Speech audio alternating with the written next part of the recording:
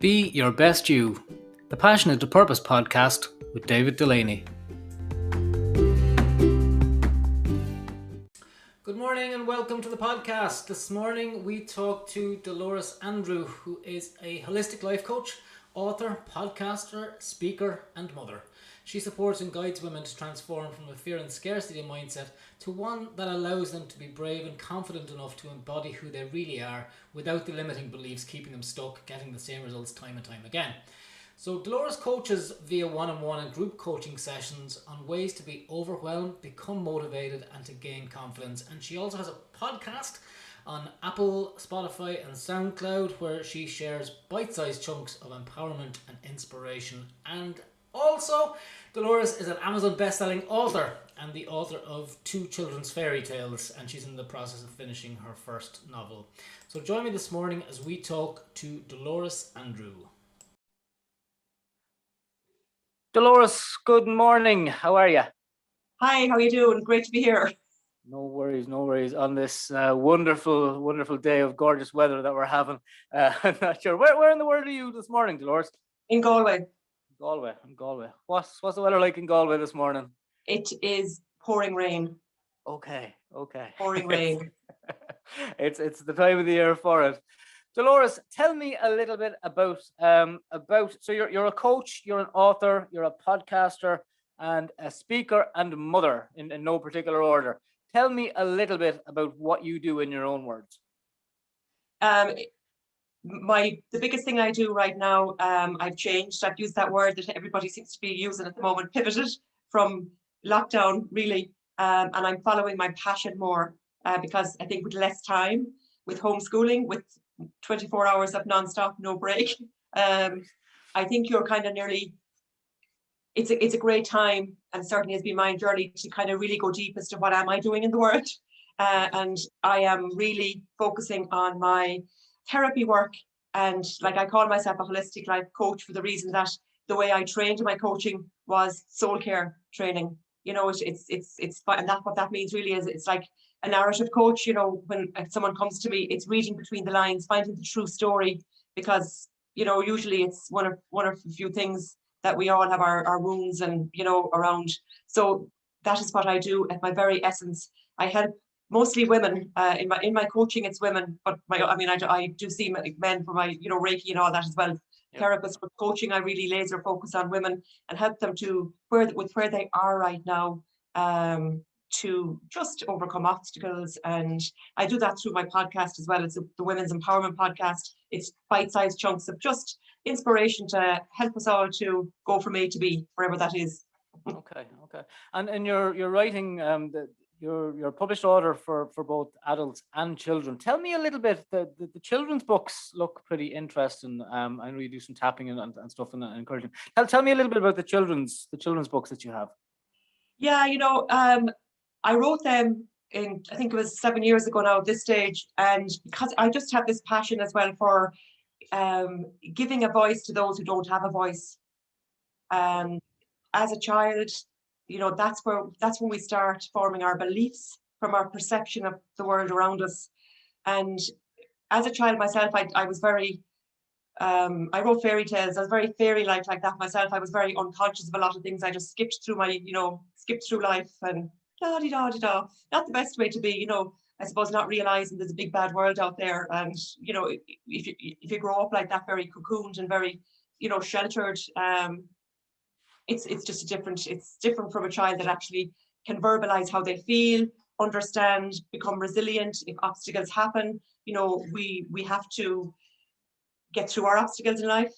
Even me as a coach, I still get obstacles. I have tools for them. So it's to give children this resource. I have a lot of free resources on an associated website as well, based around the books. It's just to help children to verbalize how they feel and to give them tools that they need to, like as a mother myself, I don't want to cocoon my 2 boys. They need to be able to understand how they feel and realize that we always have a choice to change. And I think that we don't when we don't know, when we can't verbalize these things. So that's how that all came about. Okay, and my fairy tales are like, they're mythological, so they have a story to tell. Okay. What did you want to be when you were younger? What did What was your ideal job or career, or what did you want to be when you grew up? That's, I suppose, what I'm asking. Yeah, it's interesting you ask that actually, because after a 20-year legal career, I lost my job in the recession of 2009, obviously, but that was not a chosen career. I wanted to do marketing in college. I just had a real passion for, and I don't even know where that came from. It's not like I really had a huge knowledge of what marketing was, but yes, I wanted to do marketing and I didn't. So yes, that's what I wanted to do. Plus I also had writing, I remember Watership Down was a book that I absolutely loved. And I formed a little club called the Hazel and Fiber Club, which are the names of the two rabbits in it. And I had a little club and I had a little language made up and everything. But I was the only member, obviously, of the club. So Right. I kind of loved, I suppose, that creativity part as well. And maybe that's the marketing, actually, as I was speaking. Okay. So what does success look like to you, Dolores? What does success look like to me? I think it's really, it's being free to follow what I want to follow and not what I think I should be doing. Okay. Is there anything that you're afraid of realizing about yourself? At this stage of my life, no. I'm very open to learning. I'm not, because I've cracked open a lot of layers of the onion at this stage. And some of them have been hard to handle, but at this stage, no, bring it on. Okay. I was just throwing that random question in there. I know, Just came into my lovely. head. Sorry about that. So if Dolores, age 15, is standing in front of you right now, what piece of advice would you give to her? Is that to speak your mind and stand up for yourself and be assertive about it. Okay. Because I didn't do any of those things. All right. No worries. Is there anything that you'd be afraid, if you weren't afraid to fail? Is there anything that you would do, or if money wasn't an object, or is there anything that you would just go, that's me, I really want to do that? Absolutely. Like I'm in the middle of writing a novel, but I just don't get time because I don't prioritize it, I suppose. If I had nothing else to do, I would be an author. I would have my own office. I would just, go into my little cave, my writing cave, and write my heart out. Okay. And is there anything about the book you can tell us at this stage, or is it top secret, or is it in No, early it's not. stages?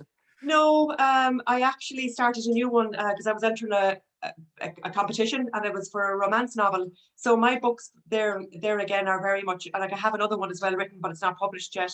So that's about two women's. It's a heroine's journey, let's say, as well. The new one I'm writing is it's a love story, but it's also about what we learn through relationships and what relationships mirror back to us. So, like any good story, I guess there's a lesson to be learned in it. And that's the way I love to share, because when we read, we pick up what we need out of a book, and it will trigger some people, but hopefully in a good way, to realize that, oh gosh, that sounds like me, with a happy ending, because the protagonist has to go through the change in order to get what she wants. Yeah. I'm very long-winded, I'm sorry. No, it's absolutely fine. The question I'm going to ask you next, is, I always have fun with this question. You've been given a one-way ticket to a desert island, and there's two other people you can bring with you. Who are they? As my 12-year-old son is in the room, if I leave him out, well, I'll have to bring my two boys with me, but they probably won't want to come with me. Right. Okay. First one-way ticket. No worries. And the other thing, a favorite song. Is there a favorite song that you have, or a song that inspires you? Yes, from years ago, ELO, Hold On Tight to Your Dreams. I just love that song, and I still do. Okay, the title of that kind of speaks for itself as well. It's absolutely. You couldn't make this up, could you? No, but well, look, if you want to sing, we've had people sing on the podcast as well. So you want to give a few verses of the maybe not bars? no hassle. A coucher toi à ton rêve. That's what they say, isn't it? Which is that? A coucher toi à ton rêve. That's my little bit of French. That's a little bit of French. Give us the English there. Give us the English translation of that. Hold on tight to your dreams. That's beautiful.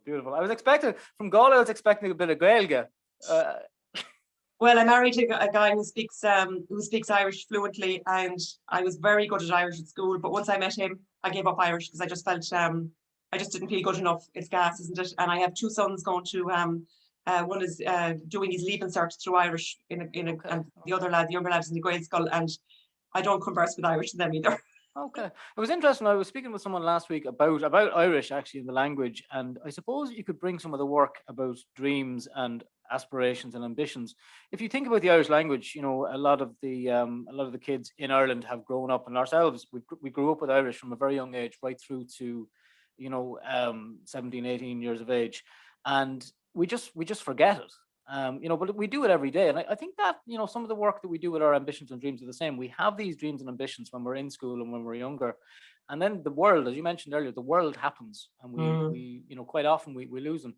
But it sounds like with the work you're doing with the coaching and you're very much tapping into that, and the passion is still there with the writing and so it's great that you're encouraging other people to do that as well. What would you say to someone out there who has a book in them, or who is thinking, I have a dream and I want to follow it? What would you say to that person right now? What's the worst that can happen? Worst that will happen is that you'll what does Wayne Dyer say? There's don't die with your song still inside you. I mean, Yeah. just get it out there. I mean, I like that. Like, I think we fear judgment, but when we fear judgment, we're actually giving our power away to somebody else, and that other person that we're giving our power away to, they have their own wounds. So, when you look at it like that, and look at the person and ask the question, like, if we're afraid of the judgment of, let's say, a boss, I'm going to say that rather than a partner, but like, Mm. do you really want to give your power away to that person and not write your book? I don't think so. Okay. So do you fear judgment yourself, or have you learned Um, is that a tool you've? Yeah, I mean, and it did come up, of course. Yes, I mean, I started my novel, and I think it was 6 years ago, my first one, and I definitely imposter syndrome crept in. I'm in a writing group now, though, and I would encourage people to do that. Like, I found my voice on that. Well, I have and I haven't. I'm still kind of quiet, actually. I don't want to lie now. But it's definitely the support of people that don't judge is something that I would not have entered that competition last Sunday. It's with Penguin in England, so it's a big competition, Okay. there's going to be Okay. thousands, but it's the actual going through that process. Even, I needed the support of the community behind me. When I had a silly question with 2 hours, the deadline, I had a community of people to ask rather than just giving up. And no one is going to judge. We're all supporting each other there. I think Okay. that's huge. Where does fear and judgment come in, do you think? Like, you've written for children, and how to follow your dream, how to do these things, and to be empowered. Where do you think it kicks in that all of a sudden we become afraid of judgment? Is there a point in life that you kind of, something I've been thinking about quite a lot myself lately is at what point do we think, no, I can't do that? Or is there a particular point?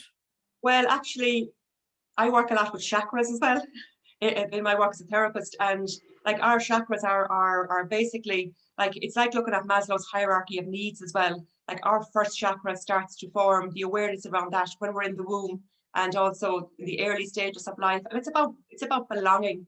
And if we perceived that we didn't fit in or belong, and that's no judgment to mom or dad or whoever looked after us, because it's how we perceived. If we perceived we didn't um, get the love we needed, or if we perceived we were going to be abandoned, even, which may have been just been because we were left in a creche. Like, a baby doesn't have the emotional intelligence to realize that mom is going to come back. Obviously, this grows, and then we grow into the second chakra.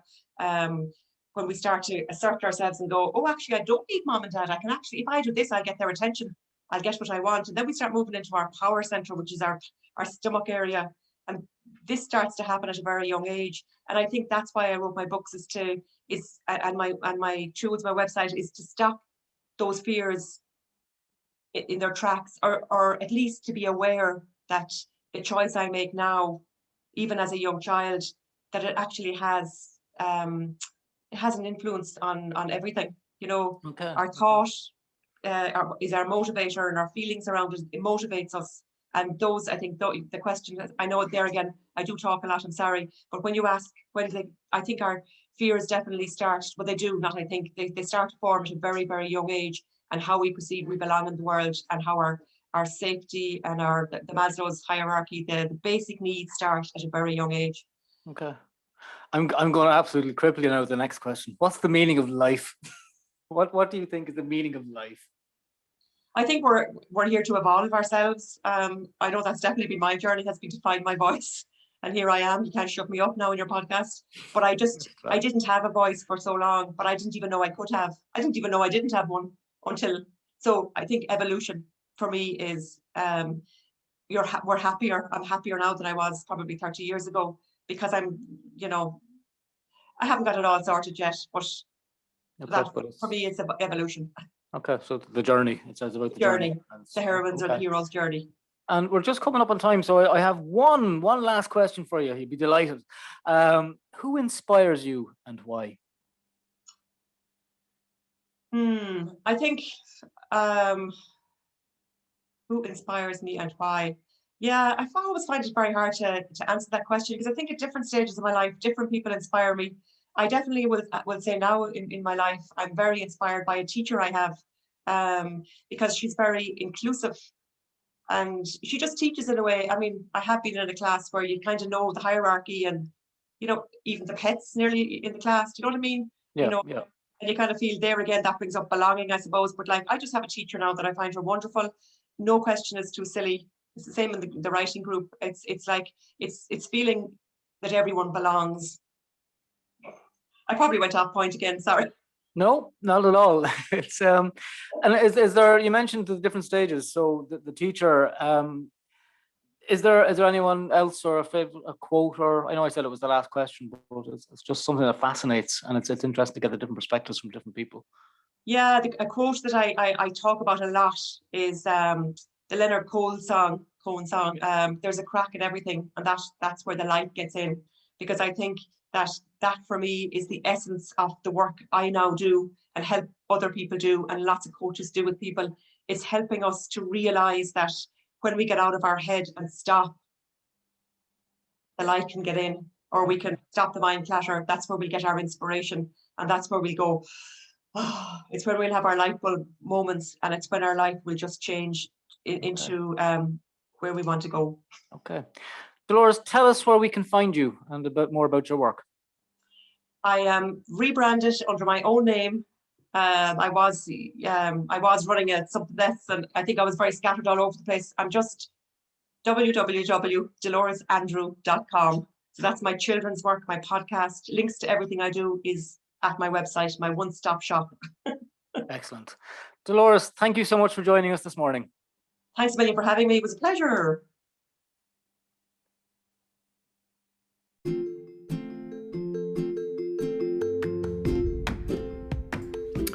And that's it for another week. Thanks for joining us this morning, and do join us next time on Be Your Best You. Have a good week.